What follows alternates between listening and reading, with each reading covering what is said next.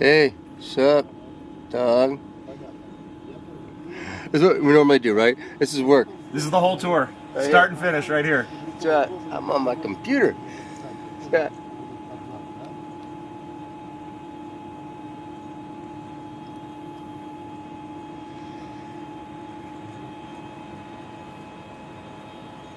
Look, Mom, no hands. You have hands. No feet. Этим кастонайцам это только по телефону, да? Вот это примерно. It's roomy.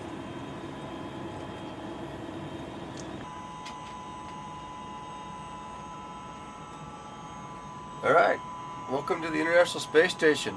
Here's a tour. We're starting right now in Columbus, and if you look on this little iPad right here, there's a picture of station, and right here, that's Columbus. So we're on the starboard side, kind of front area, and that module right there, that's what we're in right now.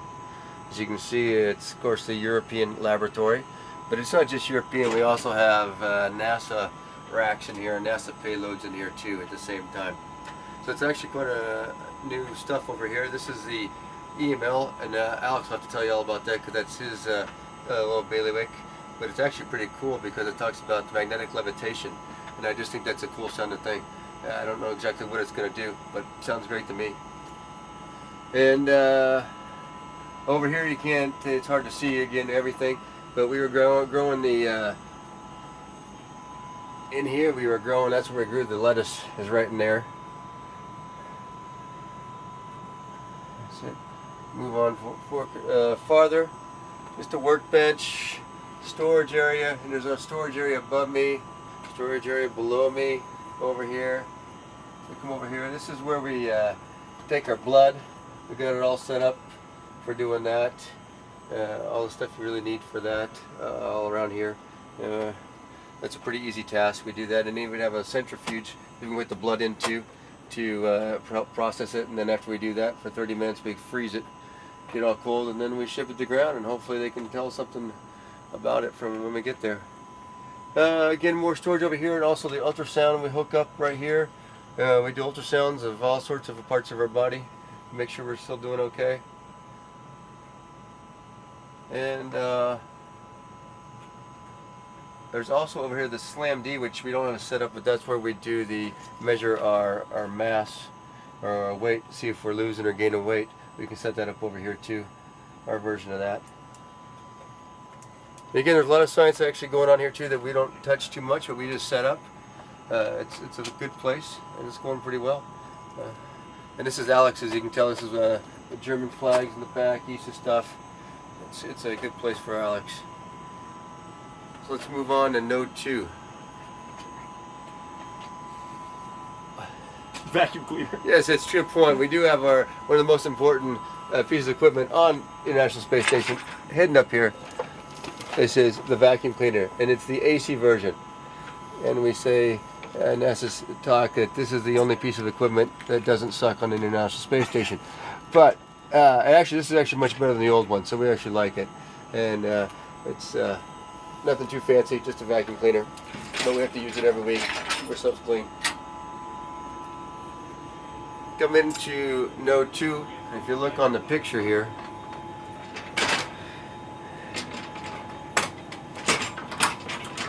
Node 2 is this section right here. It's this front little piece that fits on the station. So it's actually where the shuttle used to front, and this black part is where the shuttle used to dock to. And so right now, there's nothing of course is docking to that, but we're in this area right after there. It's called Node 2. And so if you look out here, this is where the shuttle actually docked, is right through that hatch right that way. And there's still a device or a module called PMA-2 out there.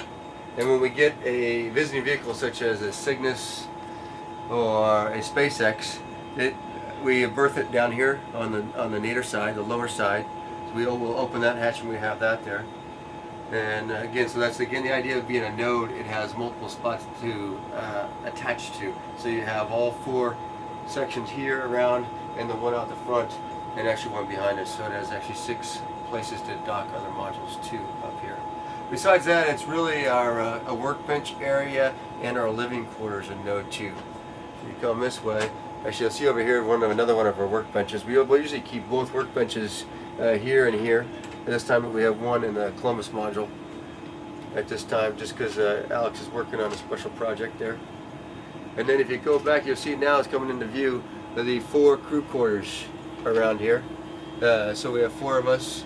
This one's mine over here. We have Alec, and we have Tonto, and we have Alex.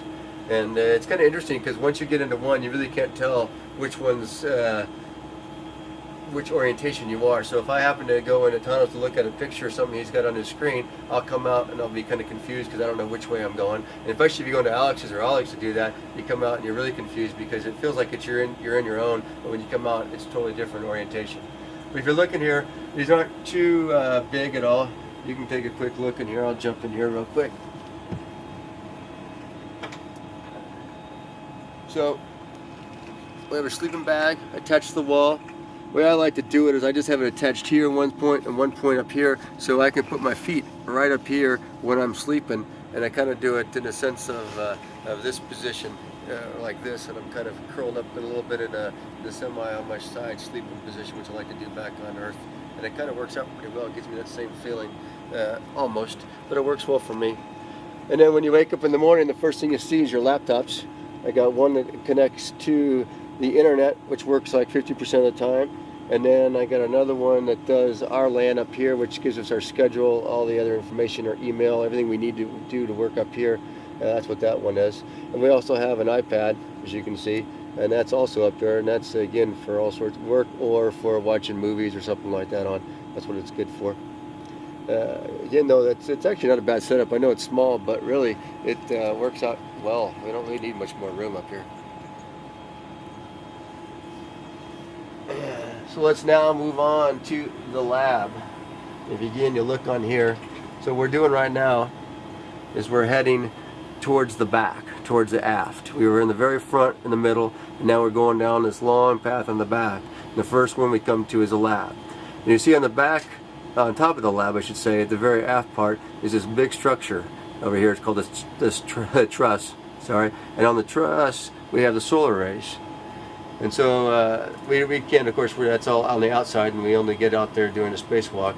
But so that's kind of how this is set up, though, so you can see where we are. So here's the lab here. We're going to head into the lab. This is the U.S. lab.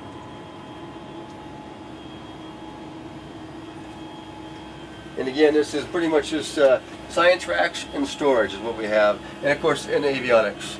We have a lot of the computers that run the system, or run the lab, or sorry, run the station, are in here. And besides that, then we have all sorts of experiments. And also right here, the first thing we start off here with is we call this Melfi, which is actually a big freezer, a minus 80-degree freezer. And there's 4 different sections of it, and they can control each different section here with a different temperature if they want to. And that's where we put, when we say with blood and stuff like that, we're going to put it in there to store it until it goes home. So that's how all the science is stored once we do it. Here is a glove box, so we can use to do experiments on here if we need to use a glove box.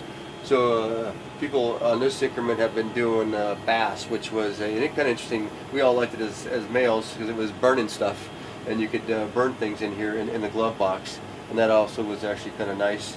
And and then later on, after the next SpaceX gets here, they're actually going to do all the work on the mice in that area, which is I think going to be very interesting, difficult but interesting at the same time. You go to the other side over here. In this little hidden area is what I've been working on lately. That's a Robonaut. You can hardly see him in here. So he's been my latest project. We've been upgrading the all the electronics in there, the computers, etc. And then this next week I actually get to put legs on him. I think he's going to be actually kind of creepy looking when he gets legs. But hopefully it'll help him walk around the station, move around the station. And as you look around the other spots, then we have on the top, we call them express racks. And express racks just means really it has power and data for any kind of experiments that want to go up there. So if anything on the ground, somebody comes up with an idea for science, and all they need is a data connection and power, they can design it to fit in here, and we can easily put it on there, hook it up, and then they can control it from the ground and do all the science without much interaction from us, which actually works out pretty well because we'll set it all up and they can run a lot more science that way. As we move over this way, of course, we got the bike here we set up for exercise, which you have to do about a couple hours a day, either the bike, the treadmill, or on ARED, which is our lifting device. We got that. We got storage behind it. Up here is again the material science rack, and it's kind of, again, the ground does that. We set that one up. We put in stuff to burn again almost, and they do a bunch of experiments on it. We don't really touch it while it's running, but we set it up for them. It's kind of like what's over here too. This is another combustion rack, and again, we'll set this all up for them. Put in the fluids, the fuels, the igniters, all that stuff. Set it all up, close it up, and then they run it from the ground. Actually, again, I think they get good science out of that way, and it works pretty well. Over here is a called a FUR, or fluids and combustion facility, but right now it has a really big a microscope in there, and we put samples in there for them to look at on the microscope from the ground. So you see, most of the science here is a combination of us doing work, and then on the ground they do a lot more work, and then they're the ones, of course, who are the experts. We're not the experts in the science, but we just help them out, and hopefully we get good science out of it. Bottom's another storage rack, and this has most of our medical stuff. So you can see the little cross on there for the AED, etc. The important medical stuff that is needed is right here across this rack. Another express rack for science, another express rack for science here. So as we come farther in over here, this is called the robotics workstation, and the idea here, of course, is you can fly the arm from this guy right here. So this is where your camera views, so you can look outside to see what the arm's doing from this camera views. You have a controller that'll set up how you're going to fly the arm and put it into the correct mode for flying the arm. And then these are your hand controllers. And one is for translation, which means, of course, left, right, up, and down. And then this is attitude control over here, so if you want to pitch it up, pitch it down, yaw, or roll, like that, you do it with this. And you do a combination to make the arm go where you want it to go. And it's good. We have two of these. We have one here in the lab and one in the cupola. And they both have different advantages and disadvantages depending on where you want to go with it.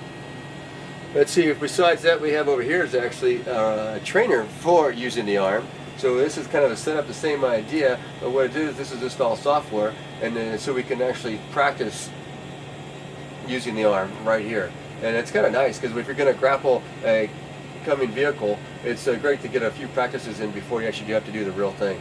It helps out a lot to have this. And we usually set it up and then make it a video game, because it's all set up ready to go for us to practice, and it takes only about a minute or 2 minutes to make a run of it. So we will sit there and put your quarter in, run the game, and then get a little practice, and then we go ahead and move on after that.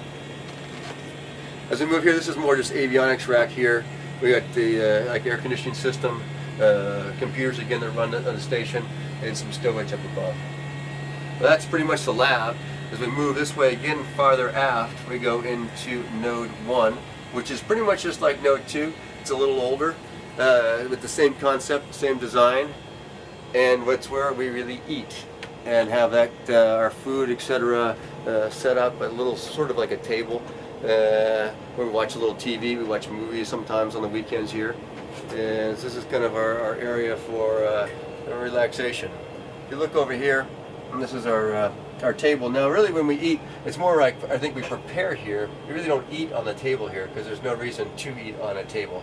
So what we'll do is we'll help prepare things here, keep things stuck to the Velcro or the tape as we need it to, and then when we want to eat though, you're actually just holding it here, letting it float, or eating it to do what you need to do while you eat. And as we sit around here, if we want to throw on something on a movie or something to watch during while we're eating, so that we don't have to talk to each other. That's how it gets old. And we'll do that right here as we do it. This right here is our food warmer. So we take the packets of food, go ahead, throw them in here, heat them up. And this is actually the art of the week. So we're getting pictures from the kids of people who work on the ground force, the ground team, which we truly appreciate. We have their kids send us a picture every week of art, so it's like refrigerator art. We put it on our heater here because we really don't have a refrigerator right here. So we use that, and then we have a new one each week on there. Besides that, we have more stowage here, all the way around.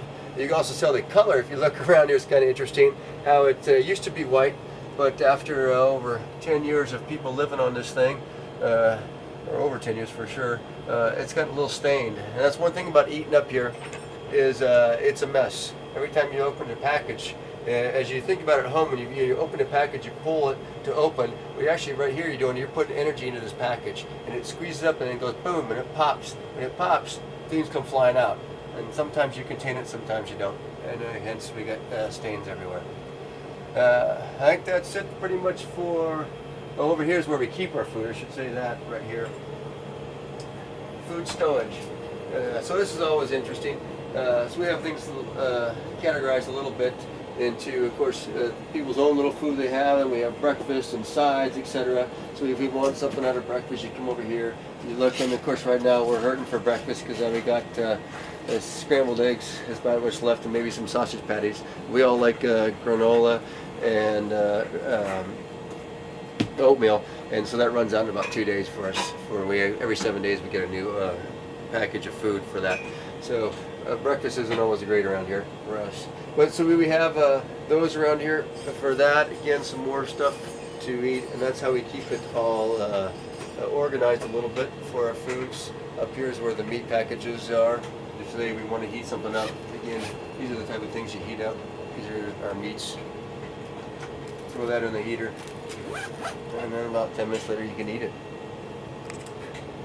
So from here, if we go starboard, we go into the airlock. If you look on here, it's just starboard.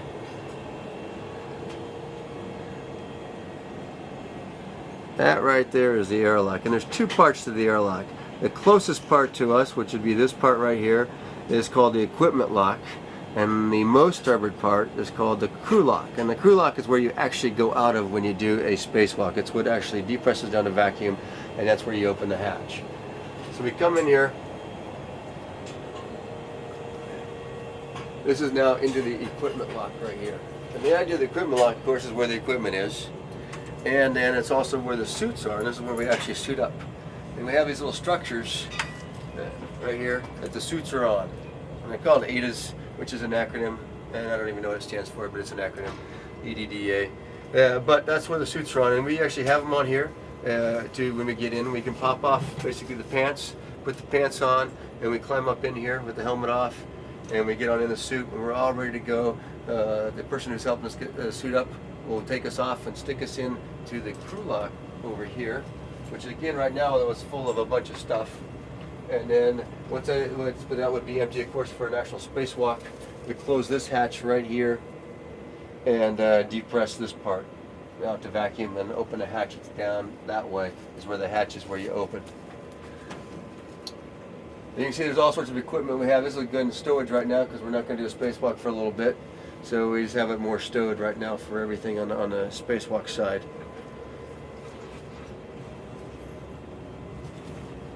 And that is unfortunate.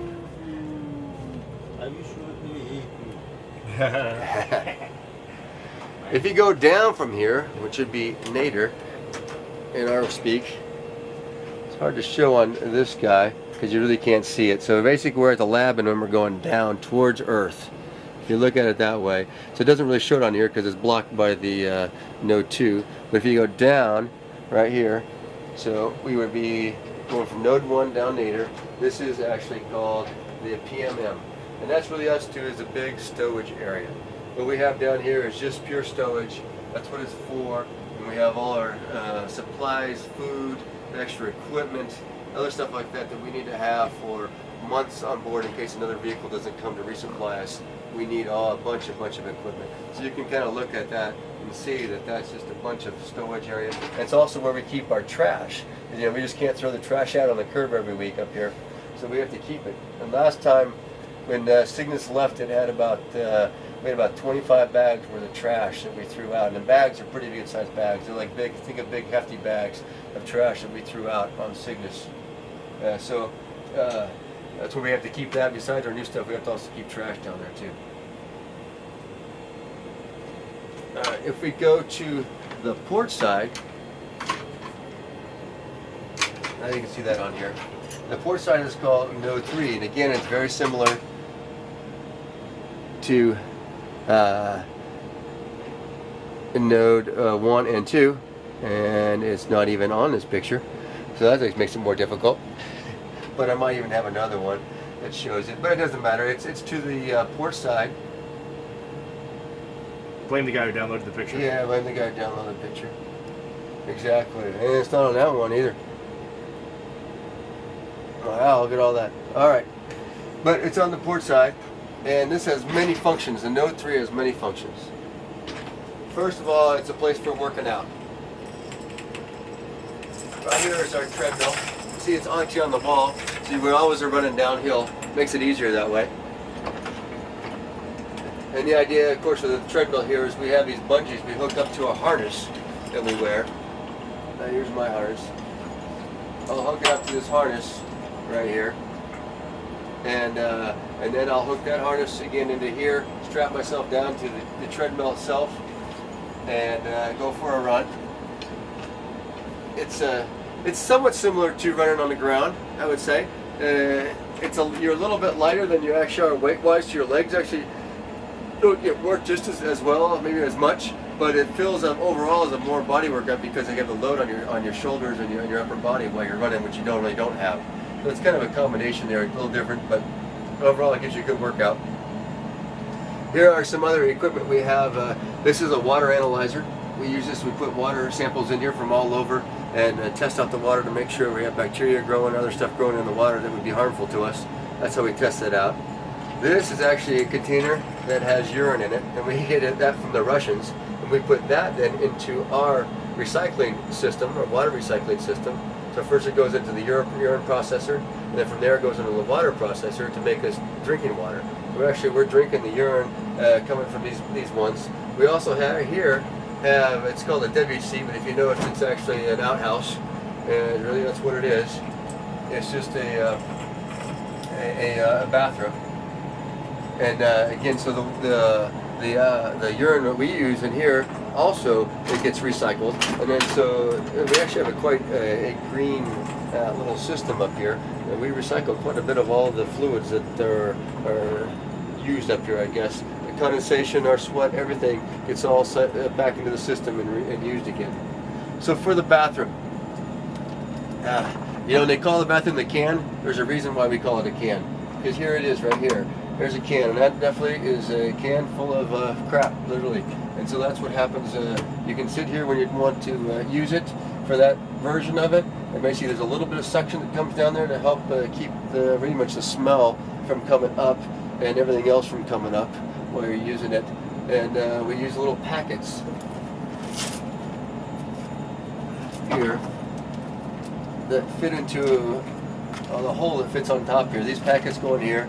You use one of these packets, of course, and when you're done with the packet, you wrap it up and push it back in there. And about every 8-9 days, that becomes full, and we put a new one in.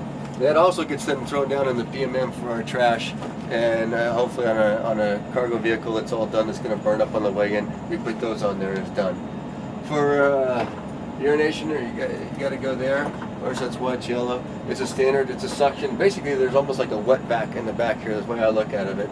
And so it separates. It has suction on it, and it separates the water and the air inside there. The urine in the air, and the urine, of course, goes to the urine processor. The air gets a little bit filtered and sent back out again, and that's the way. So it's a nice system. It actually works quite well.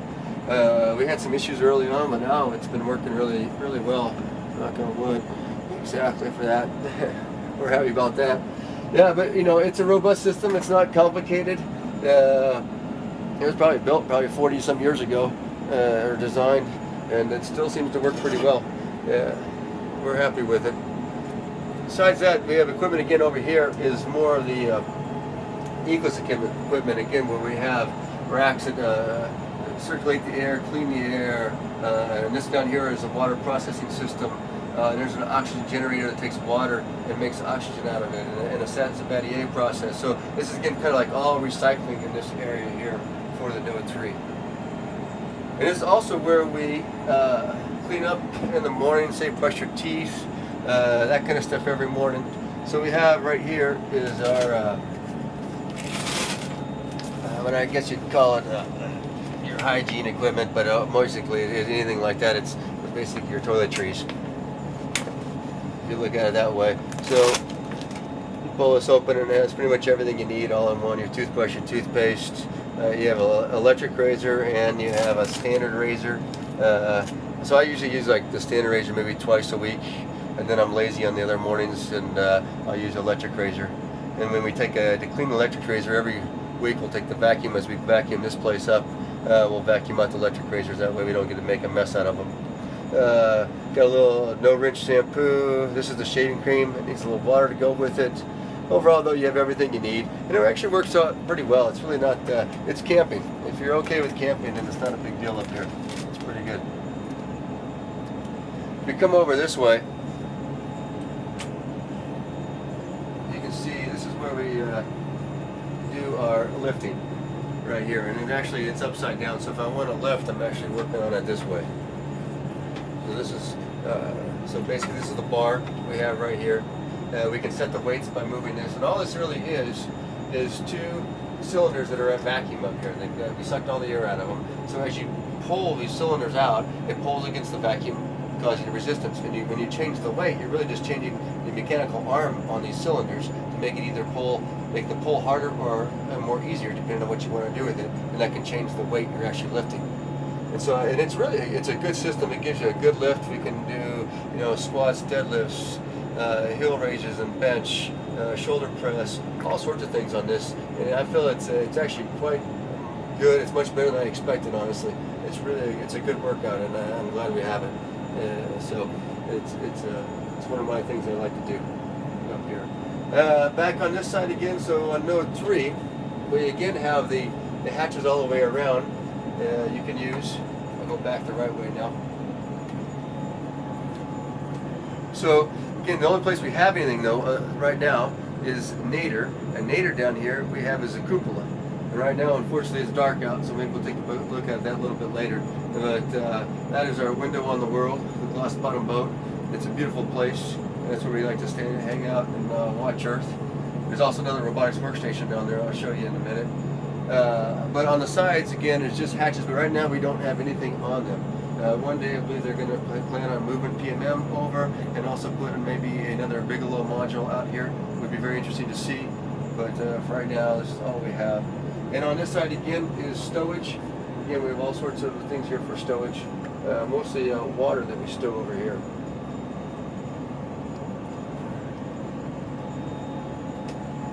All right.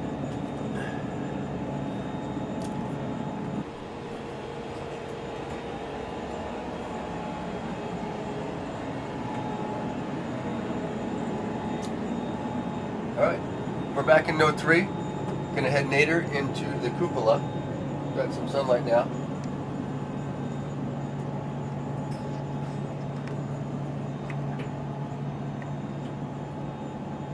And this is our best viewing spot on the world. Come on in, straight out of the way. There we go. So we have full of cameras up here. And of course, robotic workstation, just like in the lab. And there's a beautiful Earth. So we can hang out. You see the arm? I don't know if you can see the arm there. It's set up.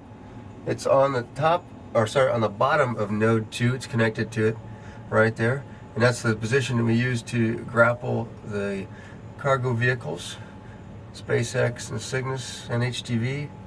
And it goes in right on node 2. Just a little bit forward of where it's grappled to node 2 is where we berth those vehicles.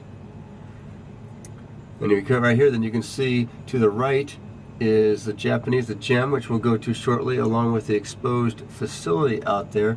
That's part of the Japanese Motor 2 when we have experiments that are outside, and we have a Japanese arm that can move those around and do work on those. You can see right now, if a little bit more to the right, you'll see actually a launcher that we've been launching small satellites off of right there, which is kind of cool. That's kind of nice to watch those go by. If you go back to the left over here, you're going to see the PMM, which is our storage vehicle. It's right there, made by the Italian Space Agency, as you can see, Hazy. As you go farther aft, you'll see first is a Progress, And that No, that's my spaceship. It is. That is Tonto's Progress right there. Oh, it's a Soyuz. I know that. He's giving you a hard time. He's the cargo, so you know. No, it is a Soyuz. It is a Soyuz because it says so on there, and it is a. It's the one that 39S crew came up on, and then behind that is a Progress, and not just a Russian cargo vehicle. And as you go around, that's pretty much what you can see out here. You got solar arrays, of course, on each side. If you go over this side, all the way over, you can see the solar array on the port side.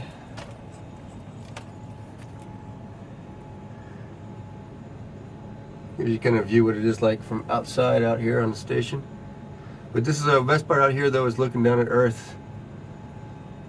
We try to do that as much as possible. Unfortunately, we don't get near as much time as we'd like. They make us do work. Let's go on back. What we're going to head to the gym because we missed that at the beginning. So we'll head there, and then we finish up the USOS segment.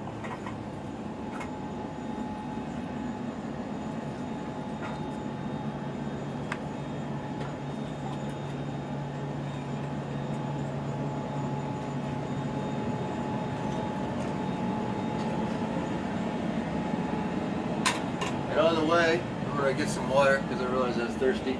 And I'll show you how we put water either for our drink bags or for if you need to rehydrate some food. We have a place we get water. It's either just kind of room temperature water or it's hot water.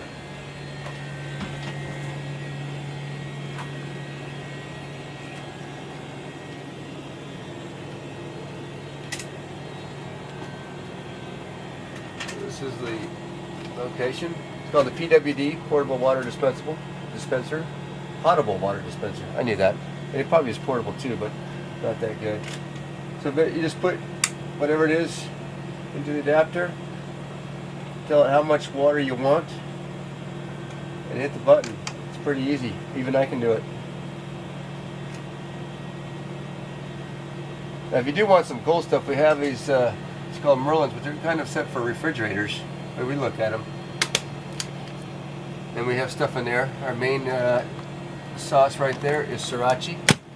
And we live off of that, at least I do. That makes everything taste better. When it's done, it fills up. And the nice thing about these things, these straws, of course, it's got a little clamp on there. So if I didn't have that on there, I'll show you real quickly. If that's just off on there, the water pressure, it just starts coming on out. There we go. Let's go into the gym.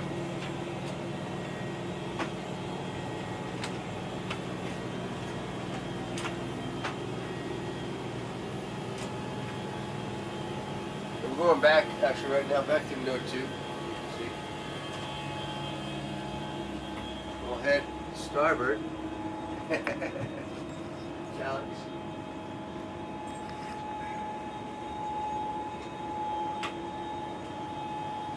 Starboard or port, either one. Either port. It's actually port. I was backwards. I was going backwards. I was going the wrong way. Alright.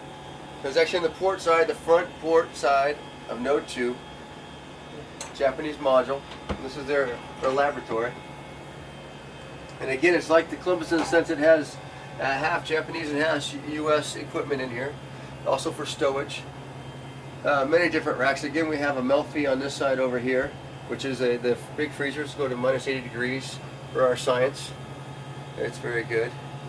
Over here is a glove box with a microscope in his side over here, and over here it has a place basically to incubate things. We have one, you can do it as in, so it free floats in the microgravity, another one that they compare it to, which has a centrifuge, and they make it a 1G or a partial G, however they want to do the science. And so it has a spinner in here, and that way they compare the two here. They put two samples of the same, start them up, and then we put them over into the microscope, and they can compare them right there.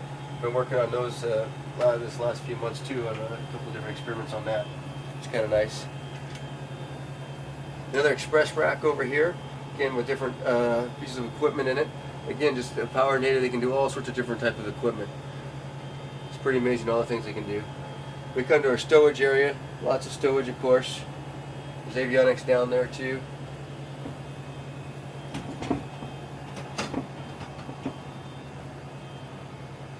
Again, crystallization observatory. There's all sorts of science around here, and I haven't even got to play with this one, the fluids physics experiment facility.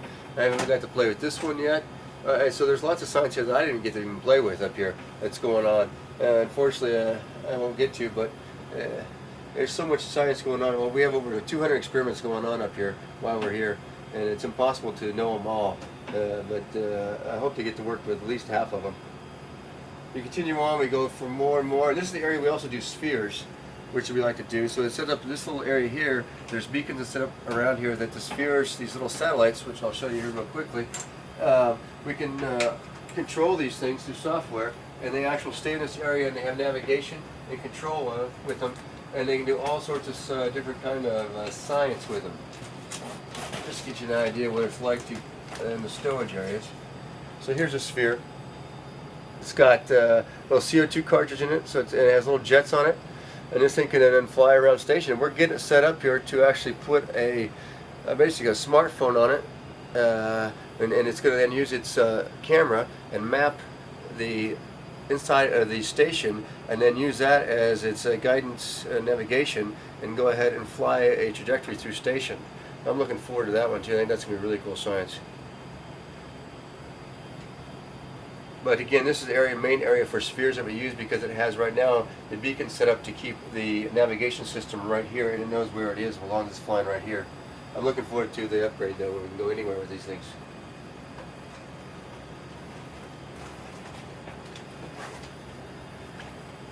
As we go on, again, this is the robotics workstation for the Japanese arm. You probably saw that out the cupola window. Again, it is mostly though controlled by the ground, and they do a good job. But the big thing about the Japanese arm, it can go over here to the airlock, which we put equipment on, so that launcher that was on the arm was actually inside. Alex prepped it up, got it all ready, put it on a slide table that's on this airlock that comes out here with this door open. We put the slide table into the middle, close this door, depress the airlock, and then open the outer door. The slide table moves out, and then the arm grabs whatever we put on it with it, and then in this case it was a launcher, and sticks it up in space and launches off the little satellites. Earlier this mission I did a camera for the arm. I did the same thing and put it on the table and set it out there, and the arm picked it up and moved it to the Canadian arm, which put it on itself. It's kind of all interesting, but this is a big handy little thing to have here, this airlock in the gym. And we do have a couple windows though over here. We don't keep open much, but you can see the exposed facility if you open these windows up. Of course it's nighttime right now, but right out there is the exposed facility.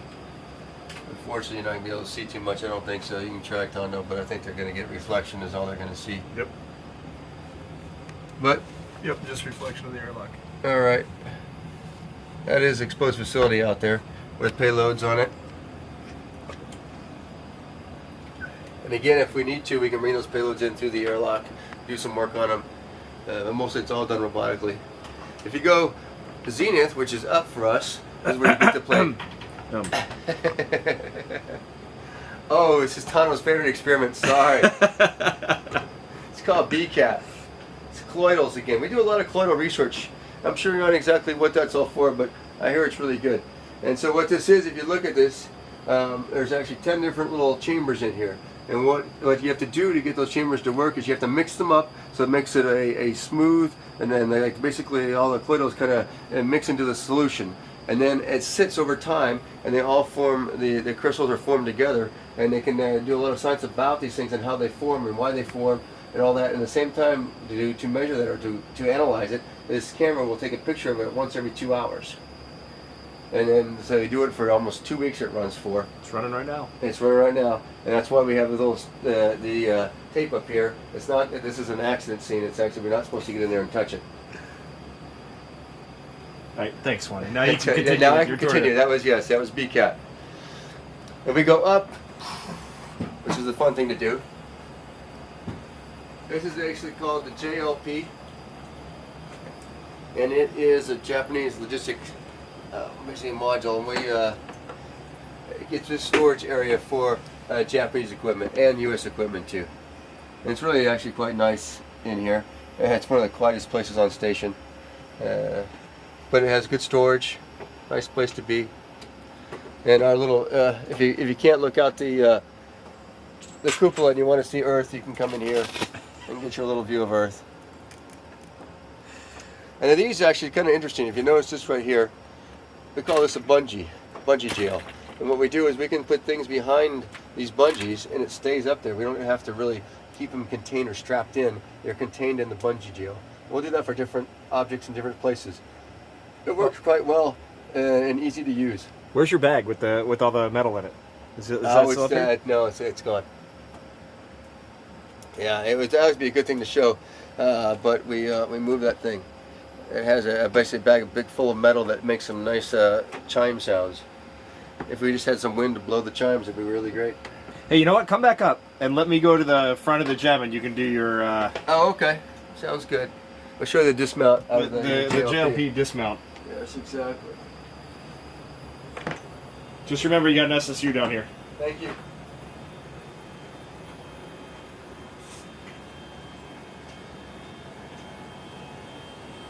Ready?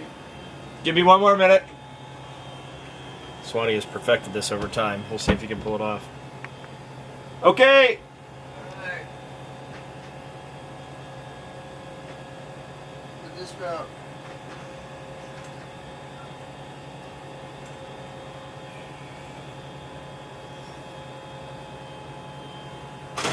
Ah, he missed it. That was still pretty good. Well done, sir. Didn't stick the landing. But that's the JLP dismount we like to do when we come out of the JLP. As you notice, it's kind of fun to move around up on station. So that's the Japanese portion. Again, it's a great lab. I really like it. It's one of the cleanest places on station to work, and it's always fun to work there. Try to get there. This will get part of it. Oh, and explain what the green dots are. Okay. You on? Yeah. Okay, this is our, it's called a PCS, which is basically information on how the station systems are doing.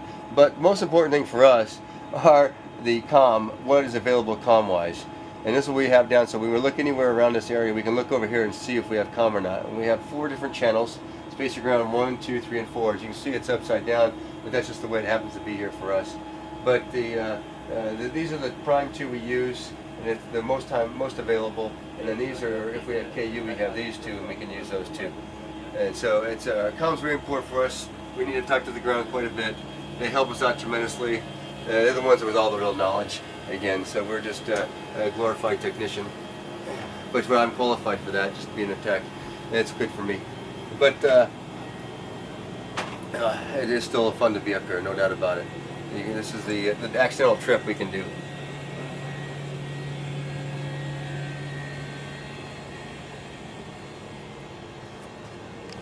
So now we're in node 1 again, where we have our dinner, etc., our place to eat. But we're going to move farther aft, and when we go farther aft, we're going to head into the Russian segment.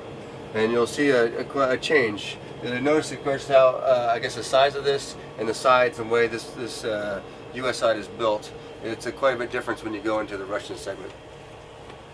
I'm going to try to do this backwards. Yes. I was trying to go backwards, which is going to be a little difficult for him. We'll see how this turns out. First, you notice we're going to another PMA, which gets quite a bit smaller. We use this for stowage of our main items that we need on a daily basis, kind of like towels, etc., that we get. That's all stowed right in this area. We can grab them when we need them. So this is the first kind of, I would call a node area for the Russian segment.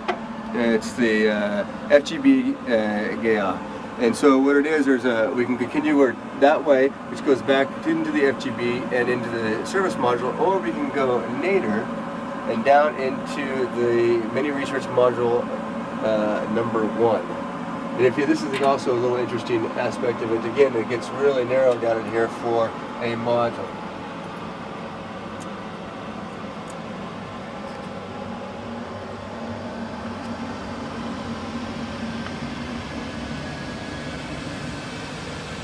So this is, they call it meme in Russian, that's the Russian acronym meme. But the idea here is this is, there has some science in there. It's more of a storage area for them. It means they keep a lot of their stuff here. And if we continue on, that's the Soyuz that Tano and the rest of his crew came up on. And so that's where we saw out the cupola. That's where you go to get to that one right there. See that area right there. So that's where this is docked to on the Meme 1. And so this is one of the newer modules for the Russians. It came up, I know STS-132 put this on, so it's not that old. And you can see it's actually pretty still clean on the sides. As you look at some of the older Russian modules, you'll see that the basically this is the pile Velcro right here on the sides, and it's great for sticking things to. However, though, it does get dirty and it's hard to clean. And you can probably see that later. Always advantages and disadvantages to everything.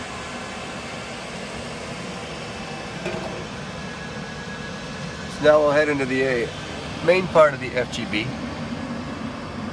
If I can find it.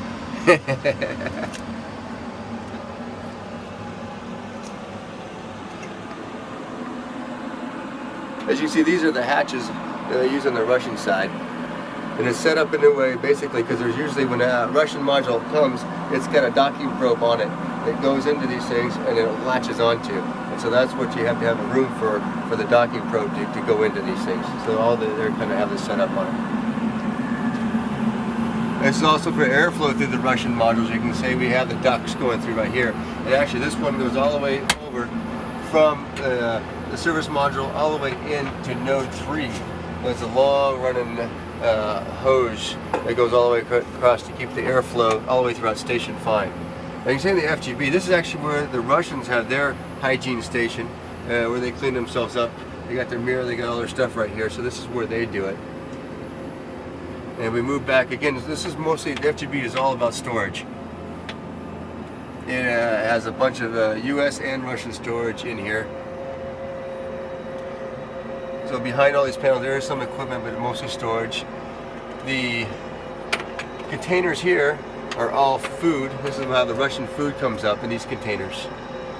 And this is their spare food that their food they're going to use later on.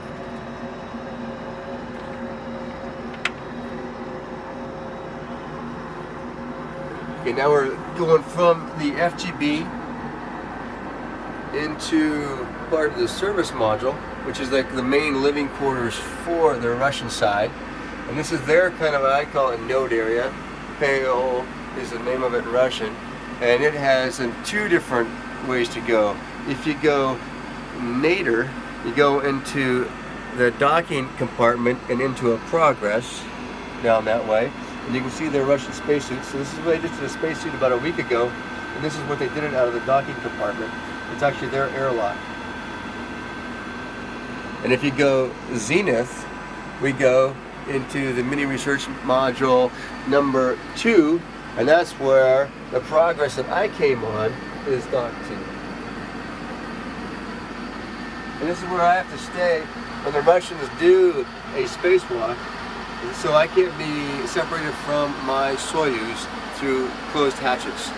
And so to make sure they want to close that hatch, they're doing their spacewalks. So I have to be in here, so I'll always have an access to my Soyuz back this way.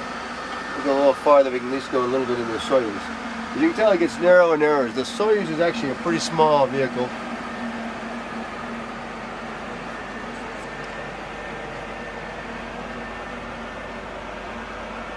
This is the roomy part of a Soyuz.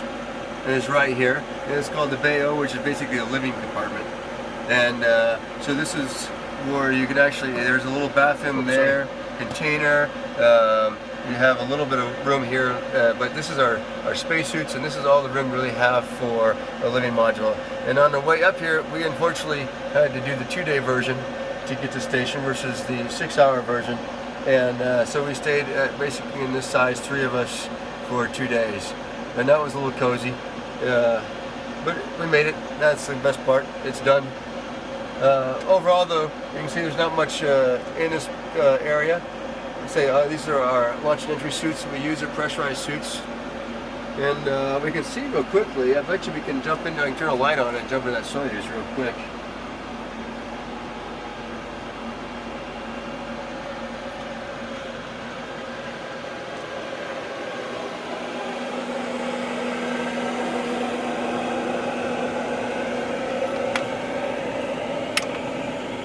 Actually, I don't have my flashlight. I don't have my flashlight with me to find the switch.